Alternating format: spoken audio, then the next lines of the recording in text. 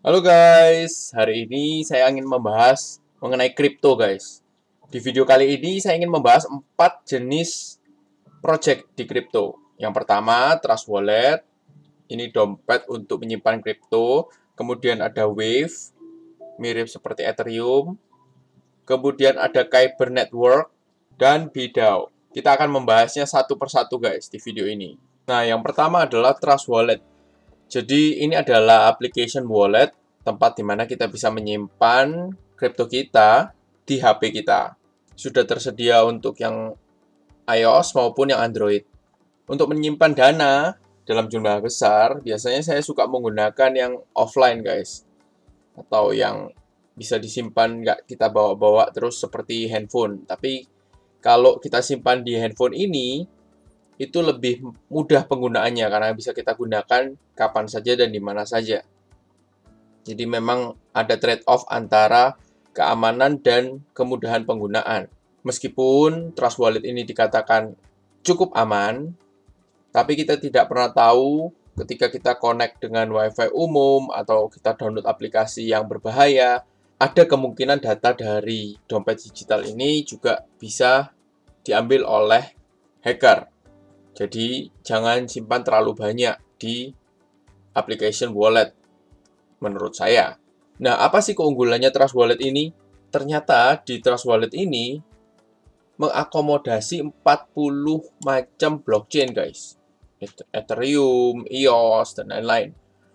Dan totalnya itu ada 160.000 aset atau token, koin yang supported untuk wallet ini. Jadi, hampir semua token lah bisa masuk di dompet Trust Wallet ini. Selain itu juga, Trust Wallet ini menyediakan fitur staking guys. Jadi kita bisa seperti di bank gitu, modelnya deposito. Nah, kita depositokan koin kita bisa mendapatkan revenue dari koin atau token yang kita simpan. Dan masih ada fitur dApps-nya guys. Jadi dalam wallet ini kita juga bisa langsung mengakses decentralized application seperti games atau aplikasi-aplikasi decentralized lainnya yang sudah kolaborasi dengan Trust Wallet ini. Kita bisa langsung membeli produk dan jasa dari aplikasi yang ada di Trust Wallet ini.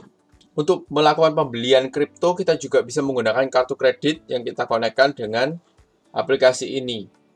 Tentunya ada biaya tambahan dari kartu kredit tersebut. Tetapi jauh lebih mudah, tidak perlu ke exchanger, bisa langsung lewat wallet ini. Kemudian kita juga bisa langsung melakukan penukaran kripto to kripto tanpa perlu mengisi form data diri, tanpa perlu foto.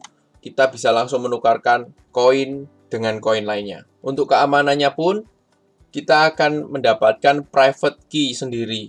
Jadi, private key-nya tidak disimpan oleh perusahaan Trust Wallet ini. Jadi, kalau sampai private key kita itu hilang, dan handphone kita tidak dapat diakses lagi, maka dana yang ada di Trust Wallet ini juga tidak ada yang bisa bantu mengakses guys. Jadi simpan sendiri private key kita secara baik-baik.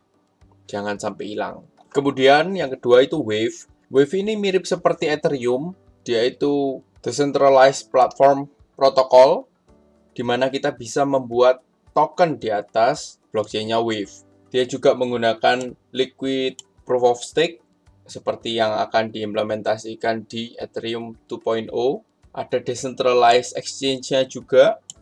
Jadi di sini kita tidak perlu menaruh dana di pihak ketiga, tapi ketika kita transaksi baru digantikan oleh koin yang mau kita tukarkan.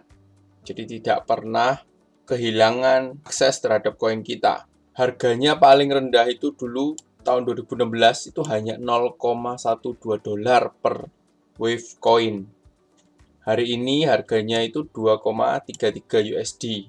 Tapi sempat di Desember 2017 waktu Bitcoin sempat 20.000 dolar, itu harga per wave-nya itu sempat 18 dolar guys.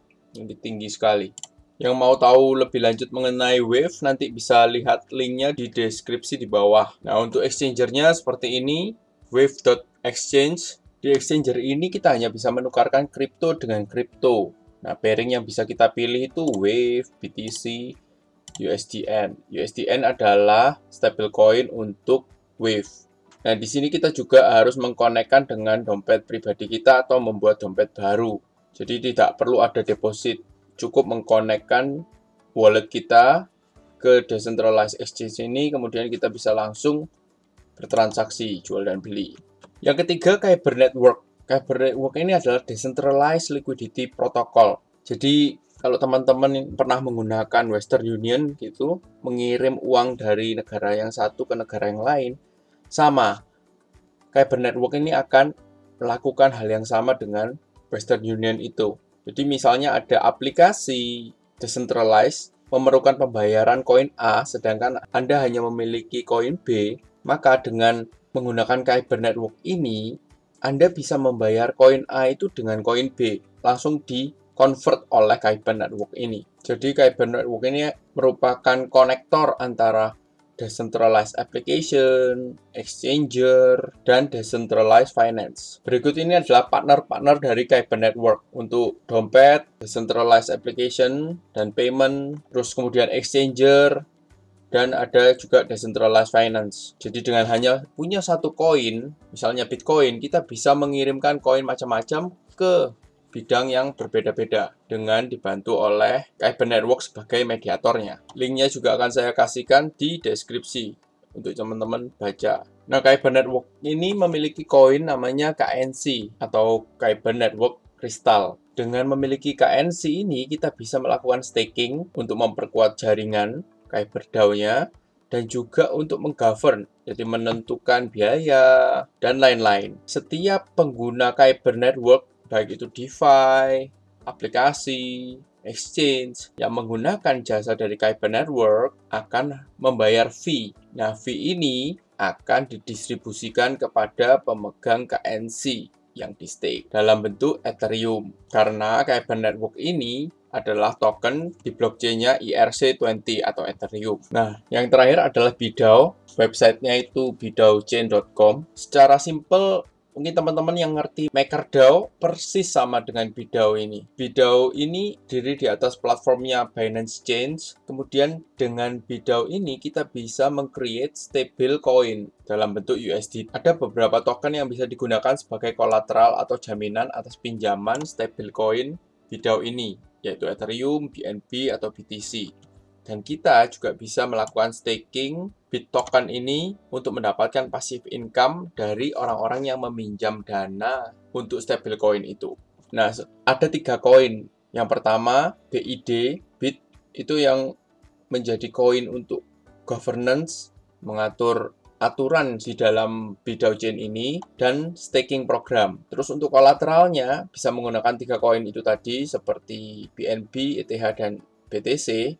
Kalau di Maker ini namanya Ethereum saja. Kalau yang di governance-nya Maker. Kalau yang stablecoin-nya di Maker-nya itu DAI. Kalau di BitDAO namanya BAI, yang selalu di-back dengan $1. Nah, karena decentralized, maka yang mengatur dan yang mendapatkan fee jaringan atas penggunaan BitDAO ini adalah pemegang koin BID tadi. Nah, bagi teman-teman yang bingung apa itu MakerDAO, bisa cek juga di link di atas. Nah, bagi teman-teman yang tertarik dengan proyek-proyek tersebut, bisa mencarinya di tokocrypto.com yang sudah memiliki izin dari Bapepti. Untuk Wave ini ada di BTC pairingnya dan di Fiat ada USDT. Untuk yang Kyber Network KNC sama juga ada di USDT dan BTC. Oke, sekian dulu informasi mengenai kripto dari saya hari ini. Semoga informasi ini bermanfaat. Salam sukses kaya raya guys.